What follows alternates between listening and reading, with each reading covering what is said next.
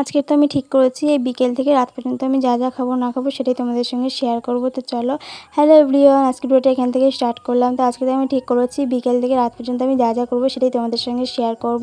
তো চলো, বিকেলেরই প্রথম কাজ আমার হচ্ছে টিউশনি করতে যাও। তো সেটাই আমি যাচ্ছি করতে। এখন বাড়ি ফিরে তোমাদের সঙ্গে আবার দেখা হবে।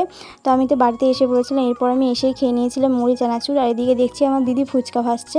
আর এরকম ফুচকা আমাদের বাড়িতে প্রায় দিনই আমরা করি। তো চলো, আজকের করছি, কেমন কি করছি সেটা তোমাদের সঙ্গে শেয়ার করব।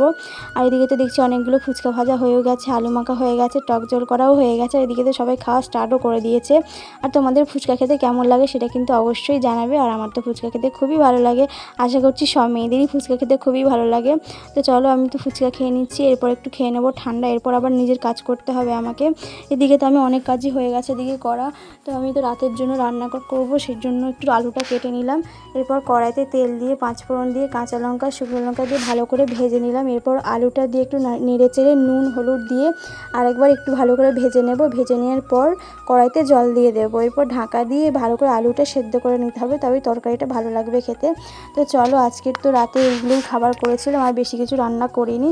তো এই দিয়ে সবাইকে ভাত দেওয়ার পর আমি নিজেও একটু খেয়ে নিয়েছিলাম। আর এটা তো আমার রোজকারই কাজ, তাই তোমাদের সঙ্গে শেয়ার করলাম। আর আমার ভিডিও তোমাদের কেমন লাগছে সেটা কিন্তু অবশ্যই জানাবে। তারপর খাওয়ার জায়গাটা ভালো করে মুছে নেওয়ার পর আমি নিজের জন্য একটু চুলটা বেঁধে নিলাম, কারণ চুল না বেঁধে শুলে চুলটা নষ্ট হয়ে যাবে রাতে। তো তার জন্য তারপরেই আমি ব্রাশ করে নিয়েছিলাম। এটা আমি প্রত্যেক দিনই করে দিই, এটাও তোমাদের সঙ্গে শেয়ার করলাম। আর এদিকে তো সবাই শুয়েই পড়েছে প্রায়, তাই আমি শেষে আমি শুচ্ছি, তার জন্য আমাকে দরজাটা ভালো করে চাবি দিয়ে দিতে হচ্ছে। তো চলো, আমার ভিডিও তোমাদের কেমন লাগলো সেটা কিন্তু অবশ্যই জানাবে। তোমরা নেক্সট ভিডিওর জন্য অপেক্ষা করো। এখনকার মতন বাই।